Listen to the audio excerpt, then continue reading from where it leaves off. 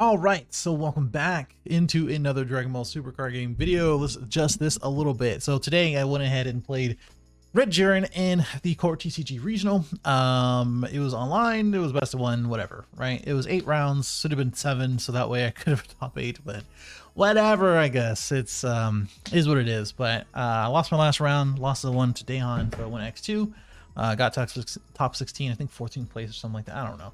But either way, I had a lot of fun. The deck is great. I think it plays a lot of cool stuff on the opponent's turn, and it just makes them think about a lot of different things. It has really cool beefy threats and a lot of just like just play a lot of stuff and just swing with it. Basically, that's basically the deck, honestly.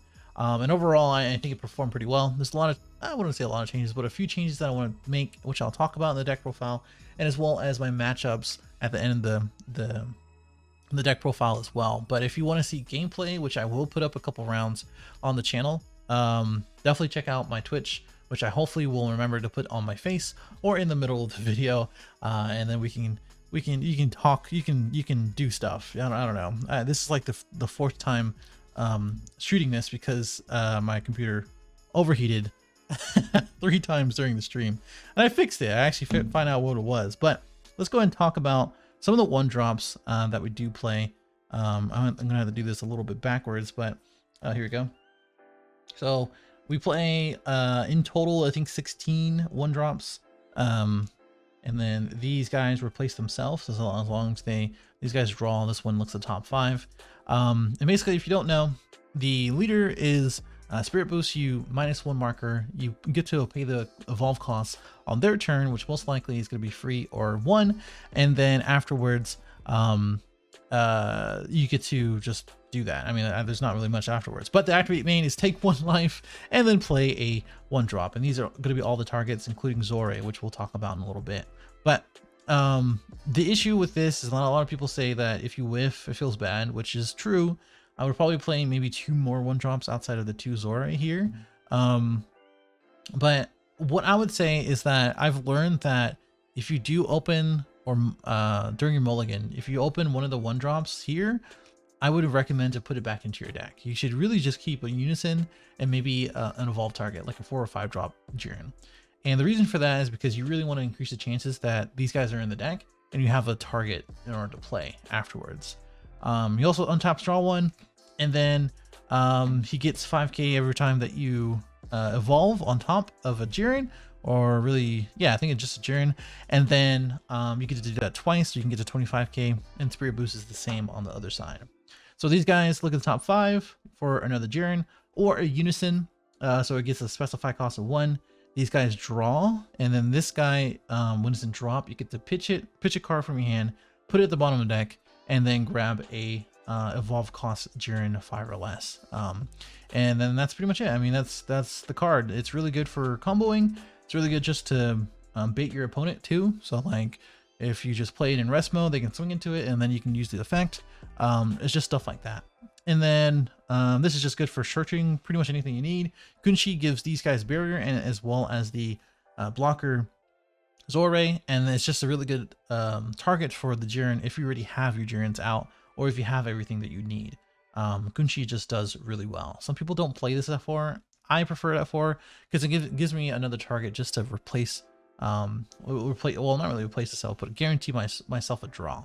And that's kind of what you want to do. Jiren doesn't draw like a ton, but he does replace himself quite a lot, and he does do quite well to make sure that he keeps the same amount in his hand, like 8, 9, 10 cards basically. And that's pretty much where I am with that. Here's all of all targets. This guy plays for free, which is just busted.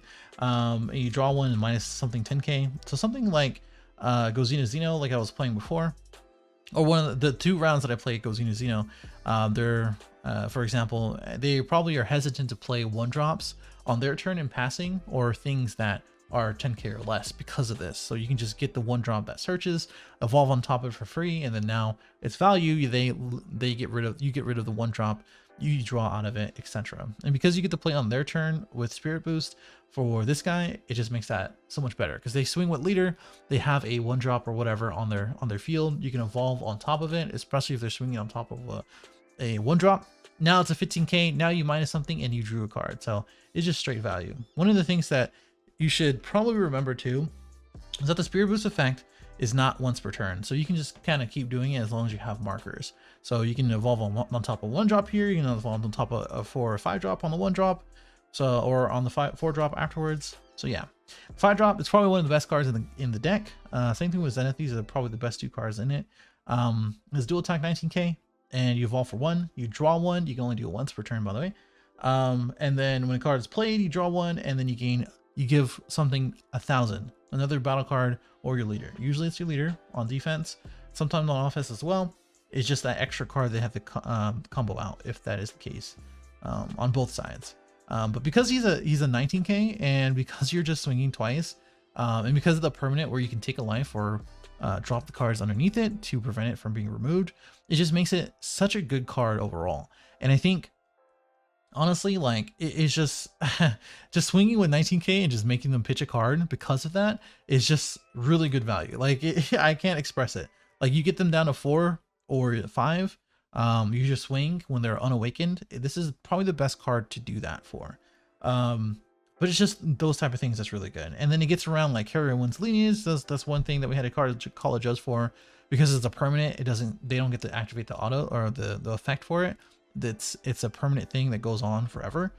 So you get to take a life or drop the cards. Kind negate, yeah, literally anything, Sin Shenron stuff, you know, that type of thing. The 8 drop is really good for closing out games. Minus 35k ignoring barrier is very strong. And then dropping a card underneath it to give your leader 5k and restand is really good. This won me the game against Hatchiyak because it's an 8 cost and not a 7 or less.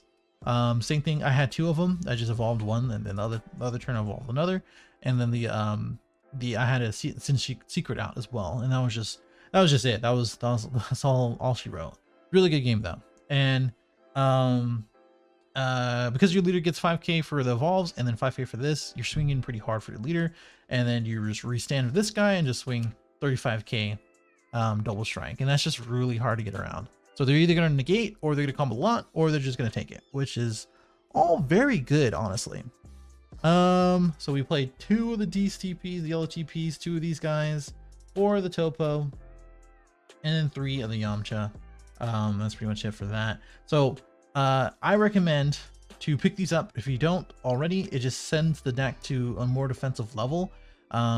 It does really well with the Kunchi to get barrier and a barrier blocker, and it can't be KO'd once per turn. So they have to kind of swing at it again, which they have never done. Like none of my opponents ever swung at this again. I was like, dude, just swing at it. Like if you have nothing better to do, just swing at it, because it's just gonna stay there for the rest of the game unless you warp it, which is the worst thing they can do. But if they have barrier with the Kunchi, it just gains barrier and then have to deal with it again. But the Jiren is just value because you get to pitch it and then play 2 1-drops with the skills negated, and you have Jiren as a evolve target for the 4 and 5. You have Kunchi and Zore. If that combo, you can get 2 Zores if you have those 2. And then they're just there. Like, I don't know what to tell you. Just really good. Just really good value, and I really highly recommend to do that if you don't have these guys. 2 and 2 is good. Maybe playing a 3rd Zore. Playing a 3rd one for the Jiren just sucks for charging.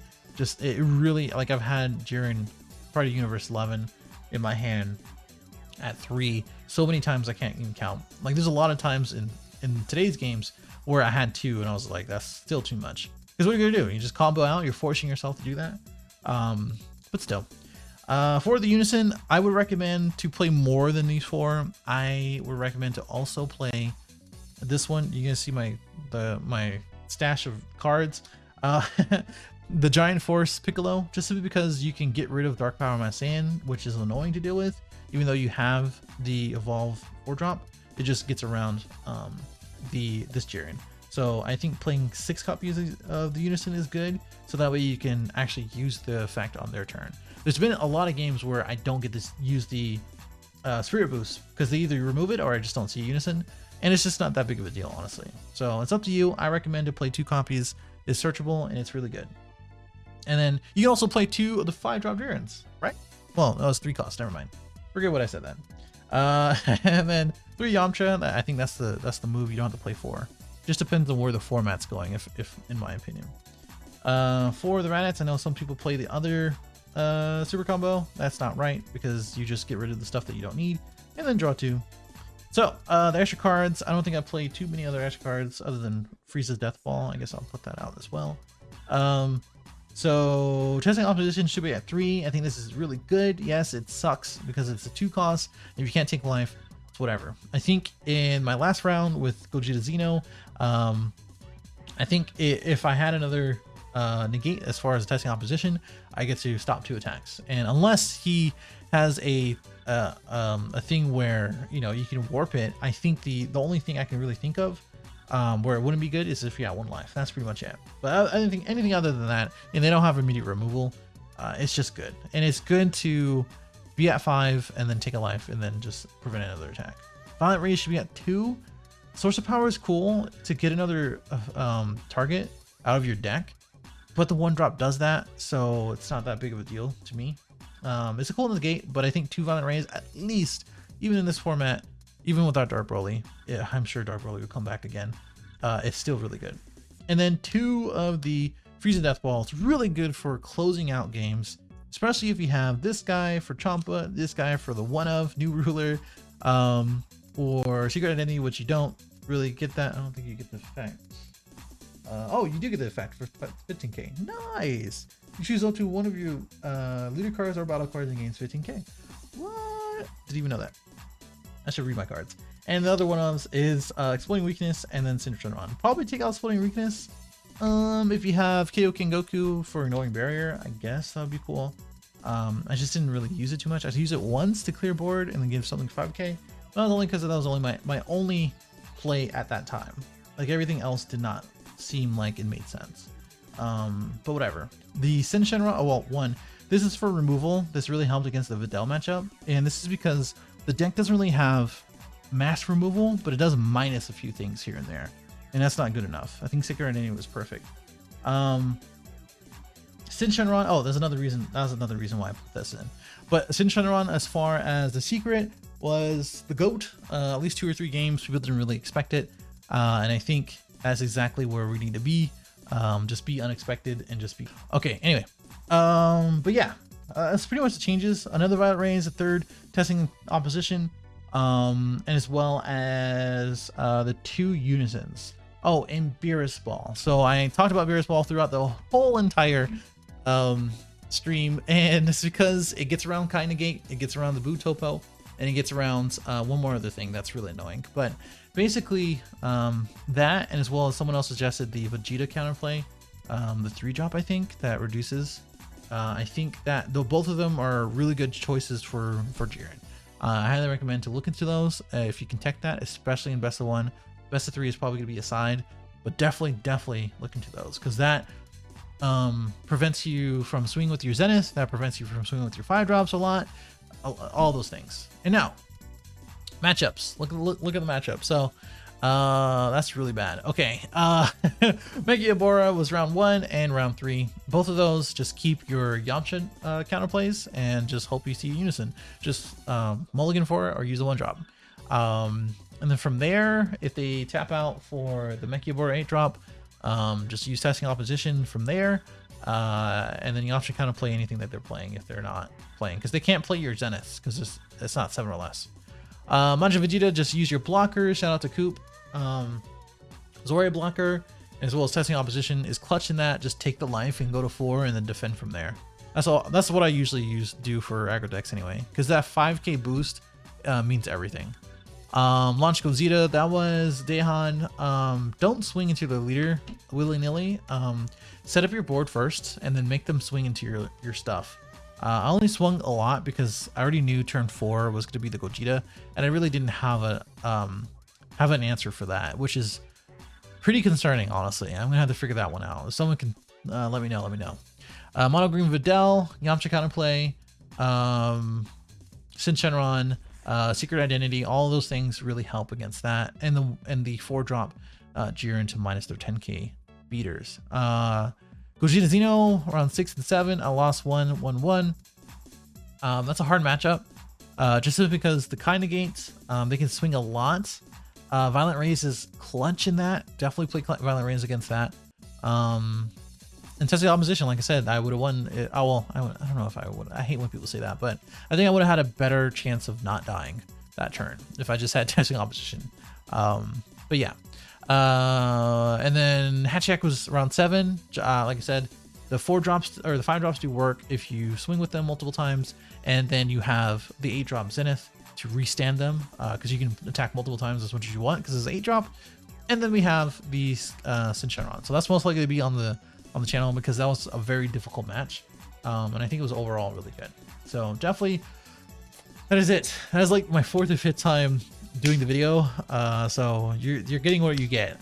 Let me know in the comments below what you think, what deck you're playing as well, and what you think about Jiren, and I'll see you next time.